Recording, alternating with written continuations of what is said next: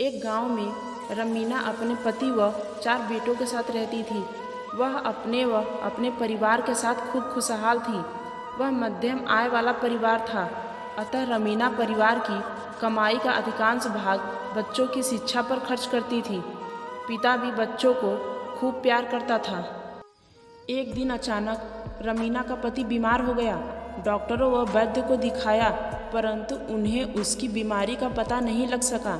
फिर अचानक उसकी मृत्यु हो गई। रमीना जैसे तैसे अपने बेटों को बड़ा करने लगी, परंतु जैसे जैसे वे बड़े होते गए उन्हें शहर जाने का भूत सवार होने लगा। धीरे धीरे वे गांव छोड़ के शहर चले गए। शहर में ही विवाह कर वहीं रहने लगे। रमीना बूढ़ी हो चुकी थी, परंतु उसने हिम्मत नहीं हारी थी। सिलाई बुनाई का कार्य करके अकेली ही रहती थी और अपने घर का गुजारा चलाती थी। एक दिन वह रसोई में खीर बना रही थी। खीर कई घंटों से पक रही थी। तभी रमीना को थकान महसूस होने लगी। वह रसोई के पास आंगन में चारपाई डालकर उस पर लेट गई। रमीना की अचानक आंख लग गई, क्योंकि वह दिन भर की थकी हुई थी। उसके पास घर के नाम पर एक कमरे का किराए का मकान था। उसका अपना मकान कब का बिक चुका था। उसे बेटों से शिकायत थी, परंतु वह कुछ कर नहीं सकती थी। उसके चारों बेटे गांव छोड़कर जा चुके थे। उन्हें वहां से गए वर्षों बीत गए थे और वे गांव के बारे में सब कुछ भूल चुके थे, परंतु वे वहां जाकर बेईमान बन गए थे।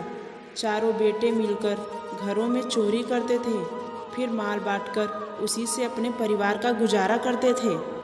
उन्हें न तो माँ की फिक्र थी, न ही कोई सुध। माँ का क्या हाल होगा यह वे जानना ही नहीं चाहते थे। चारों बेटे चोरी में इतने माहिर हो चुके थे कि वे कभी पकड़े न जाते थे।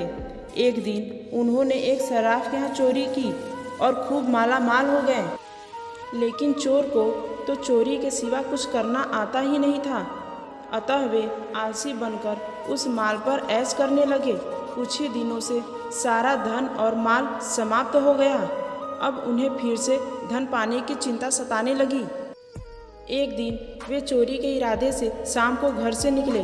तभी उन्हें एक युवक मिला। वह बोला, तुम कहाँ जा रहे हो? मुझे भी साथ ले चलो। चारों ने उसे इनकार कर दिया, परंतु वह युवक उनकी खुशामद करने लगा और बोला, अच्छा भैया, तुम यह बता दो कि तुम कहाँ जा रहे हो? एक बेटा क्रोधित होकर बोला, चोरी करने चलोगे? हाँ भैया, सब कुछ करूँगा। मैंने 5 दिन से खाना नहीं खाया है। जैसा कहोगे वैसा ही करूँगा। जो दोगे वही ले लूँगा। अपना हिस्सा भी नहीं मांगूँगा। चारों भाइयों को बात जच गई कि मुफ्त में नौकर मिल रहा है जो चोरी में भी साथ देने को तैयार है, फिर वह अपना हिस्सा भी नहीं मांगेगा। उन्होंने युवक को साथ ले लिया, परंतु उसे समझाया, देखो तुम पहली बार चोरी करने जा रहे हो, अतः कोई बेवकूफ़ी मत करना। युवक तैयार हो गया और उन चारों के साथ चल दिया। चारों भाई चोरी के लिए मकान तलाश करने लगे। उन्होंने कई मकानों में घुसने का प्रयास किया, परंतु हर घर में कोई न कोई जाग रहा था। अचानक उन्हें एक घर का दरवाज़ा खुला दिखाई दिया। वे उसमें घुस गए। वहाँ उन्होंने खूब जमकर चोरी की। घर का हर सामान एक चादर में बांध लिया। हालांकि घर में कोई भी कीमती सामान न था, परंतु वे चोरी करने निकले थे तो उन्हें कुछ न कुछ तो चुराना ही था। तभी एक बेटे की रसोई की ओर नजर गई। वहाँ खीर पक रही थी। चारों को लगा कि चलने से पहले गर्मा गर्म खीर का मजा ले लेना चाहिए। पांचों लोग खीर खाने में व्यस्त थे। तभी उनकी निगाह आंगन में सोई बुढ़िया की ओर गई। चारों बेटे अपनी माँ को पहचान न सके, क्योंकि इतने वर्षों में वह बूढ़ी हो चुकी थी। नया चोर युवक बोला, भैया, यह बुढ़िया कैसे हाथ पसारे सो रही है? लगता है कि यह कह रही है कि सारी खीर अकेले खा जाओगे, मुझे नहीं खिलाओगे। दूसरा बोला, हाँ और क्या, यह अपने लिए खीर पका रही थी और हमने खत्म कर दी, तो यह क्या खाएगी? तभी युवक तेजी से उठा और एक चम्मच खीर बुढ़िया के हाथ पर रख दी। गर्म खीर हाथ पर रखते ही बुढ़िया चिल्लाते हुए उठ बैठी। वह चिल्लाई, बचाओ, मैं मर गई। उसकी आवाज़ सुनकर पांचों चोर घर के अलग अलग कोनों में छिप गए। रमीना के चिल्लाने से बहुत सारे पड़ोसी दौड़े आए और पूछने लगे कि क्या हुआ, वह क्यों चिल्ला रही थी।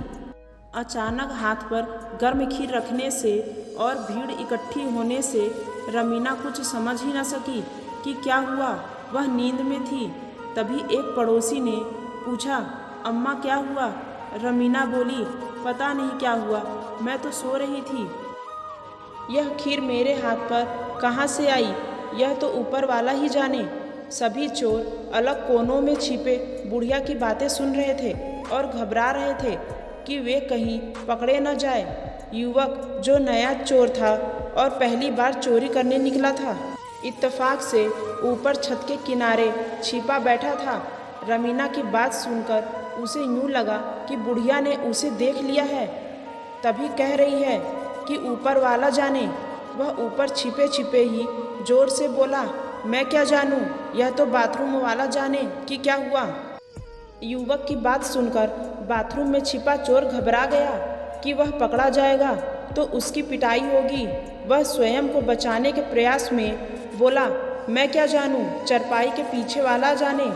तभी चरपाई के पीछे वाला बोल उठा, वाह, मुझे क्यों फंसा रहे हो, मैं क्या जानूं, सीढ़ियों वाला जानता है कि क्या हुआ।